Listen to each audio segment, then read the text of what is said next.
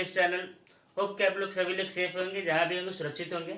जैसे कि हमने जो गवर्नमेंट बजट का जो सेशन था उसको कंटिन्यू किया था, तो हमने पिछले सेशन में चालू किया था कि जो बजट रिसिप्ट है उसके बारे में देखा था। तो बजट रिसिप्ट में दो तरीके के देखा था, एक रेवेन्यू रिसिप्ट देखा था, एक कैपिटल रिसिप्ट। तो हमने सारा का सारा रेवेन्यू रिसिप्ट जो है वो कंप्लीट कर लिया।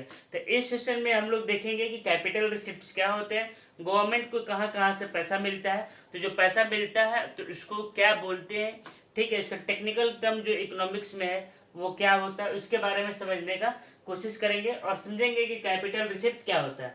ठीक है, तो कैपिटल रिसिप्ट जैसे कि हमने रेवेन्यू रिसिप्ट के बारे में देखा था, तो उसमें क्या होता था कि जो गवर्नमेंट का जो लाइबिलिटीज है, ठीक है, वो क्या होता था, ना ही बढ़ता था और ना ही कोई एसेट्स क्रिएट होता था। ठीक है, तो उसका हम लोग एग्जांपल देखे थे, जैसे टैक्स, उससे ना गवर्नमेंट को कोई लाइबिलिटीज क्रिएट हो रहा है और ना ही कोई एसेट्स में रिडक्शन हो रहा है। बट कैपिटल रिसिप्ट में क्या होता है, कभी भी जब कैपिटल आए ना वर्ड, तो इसका मतलब कुछ सेल हो रहा है तभी वो आएगा। तो इसमें क्या होता है, गवर्नमेंट का लाइबिलिटीज भी इंक्रीज होता है और एसेट्स जो है वो डिक्लाइन होता है, मतलब एसेट जो है वो रिड्यूस होता है। तो कैपिटल रिसिप्ट वो रिसिप्ट होते हैं जो गवर्नमेंट के लिए जो लाइबिलिटीज है उसको क्रिएट करता है, ठीक है, लाइबिलिटीज बढ़ाता है और एसेट्स का जो है वो रिडक्शन होता है। जैसे कि अगर जो सरकार है जो वो आरबीआई से, कमर्शियल बैंक से या बाहर से जैसे जो भी इंटरनेशनल जो बैंक है, जैसे वर्ल्ड बैंक हो गया, आईएमएफ हो गया, ठीक है, तो जो हमारा एशियन डेवलपमेंट बैंक हो गया, तो उन सारे चीज से पैसा लेता है। तो उससे क्या हो रहा है, उसके लाइबिलिटीज क्या हो रहा है, बढ़ रहा है, क्योंकि वो उसको तो फ्यूचर में कभी ना कभी उसको तो रिटर्न करना ही करना है, तो इसलिए वो कैपिटल रिसिप्ट में आता है।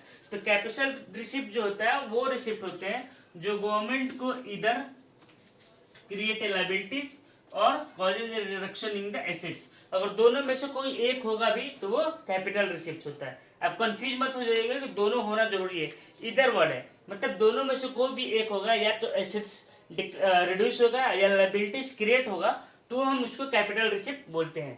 ठीक है, अब कैपिटल रिसिप्ट के तीन कंपोनेंट्स है, एक होता है recovery of loan, boring and other liabilities and other receipt. ठीक है, एक एक करके समझते हैं। Recovery of loan, recovery of loan मतलब कि जैसे जो हमने देखा था कि गवर्नमेंट भी किसी को किसी लोन देता है, ठीक है, तो जो गवर्नमेंट है वो भी कमर्शियल बैंक को, अलग टाइप मतलब और सारे इंस्टीट्यूशंस को वो लोन देता है। तो जो लोन दिया है तो वो लोन का जो अमाउंट है वो क्या है, गवर्नमेंट के लिए एसेट्स है।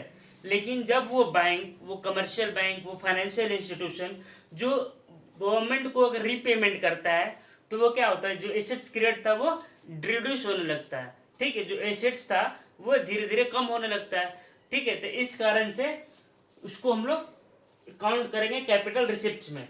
तो रिकवरी ऑफ लोन में central bank offer loans to state government when this loan are recovered the assets of the government decrease. जब भी ये जो लोन था उसको स्टेट गवर्नमेंट ने कभी ना कभी तो चुकाना है, स्टेट गवर्नमेंट को, सेंट्रल गवर्नमेंट का।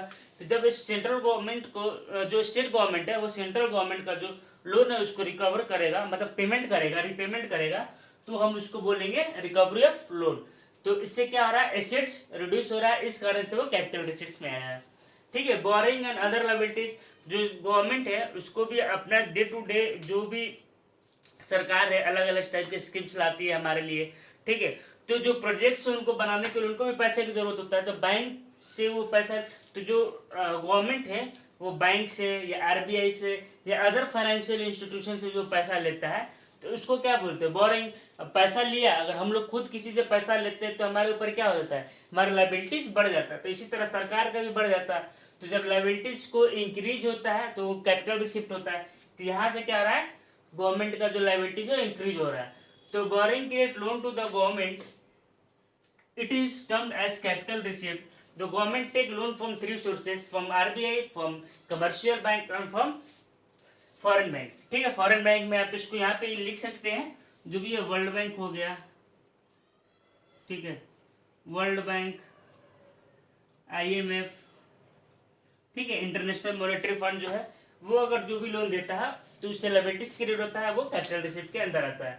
ठीक है, अब तीसरा समझते हैं अदर रिसिप्ट्स। अदर रिसिप्ट्स मतलब क्या होता है कि देखिए इसमें क्या होता है ना कि गवर्नमेंट का जो एसेट्स है वो कम हो जाता है, डिक्रीज होता है। आप सभी ने बहुत बार देखा होगा, डिसइन्वेस्टमेंट का नाम सुना होगा, ठीक है। एक तरीके से उसको प्राइवेटाइजेशन से हल्का फुल्का हम लोग बस लिंक कर सकते हैं, ठीक है। तो डिसइन्वेस्टमेंट में क्या होता है, एक होता है इन्वेस्टमेंट, जो सब जब हम लोग पैसा लगाते हैं तो उसको हम लोग बोलते हैं इन्वेस्टमेंट, इससे एसेट्स क्रिएट होता है। लेकिन डिसइन्वेस्टमेंट का मतलब होता है कि जब सरकार अपने शेयर्स को, प्राइवेट जो सेक्टर है उसको अपना शेयर जब सेल कर देता है तो उसको हम लोग बोलते हैं डिसइन्वेस्टमेंट, ठीक है। तो डिसइन्वेस्टमेंट से जो गवर्नमेंट का जो एसेट्स है वो डिक्रीज हो जाता है, जिसको हम लोग उसको अदर रिसिप्ट्स के अंदर रखते हैं, ठीक है। होप कि आपको डिसइन्वेस्टमेंट का कंसेप्ट समझ में आया। डिसइन्वेस्टमेंट मतलब selling of shares of the government assets to the private sector is known as disinvestment. Disinvestment leads to reduction in the assets of government, ठीक है। ये समझ में आ गया। जैसे कि एग्जांपल के थ्रू समझते हैं कि जब जैसे एयर इंडिया है उसका शेयर्स जो गवर्नमेंट है वो सेल कर दिया, LIC है उसका गवर्नमेंट है और सरकार जो सेल कर देता है कुछ परसेंट उसका, तो वो क्या है, सारा का सारा अदर रिसिप्ट में डिसइन्वेस्टमेंट टाइप में, मतलब अपने एसेट्स को सरकार बेच रहा है, ठीक है। जैसे समझ लो आप अगर रेलवे में भी कुछ ऐसा हुआ कि दे दिया प्राइवेट सेक्टर को तो वो भी डिसइन्वेस्टमेंट हो जाएगा, एक तरीके से वो प्राइवेटाइजेशन से ही लिंक हो, ठीक है। तो होप इस वीडियो में बस इतना ही रहेगा कि हम लोग जो कैपिटल रिसिप्ट उसके बारे में देख लिए। अब हमारा जो नेक्स्ट टॉपिक आएगा हम उसमें बजट एक्सपेंडिचर पढ़ेंगे, तो उसमें भी दो तरीके का एक्सपेंडिचर होगा, रेवेन्यू होगा और कैपिटल होगा, जिस तरीके से रिसिप्ट में था, ठीक है। अगर आपको ये वीडियो पसंद आए तो लोगों के साथ शेयर करिए, ज़्यादा से ज़्यादा लोगों के साथ शेयर करिएगा, ठीक। और ये सब जो पॉइंट है ये एग्जाम में आते हैं, जिसमें पूछ सकता है कि डिसइन्वेस्टमेंट क्या होता है, एक वर्ड में एग्जाम्पल के थ्रू समझाने का।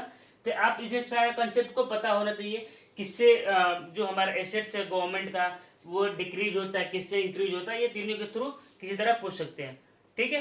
होप कि आपको ये वीडियो पसंद है, ठीक है। Thank you so much.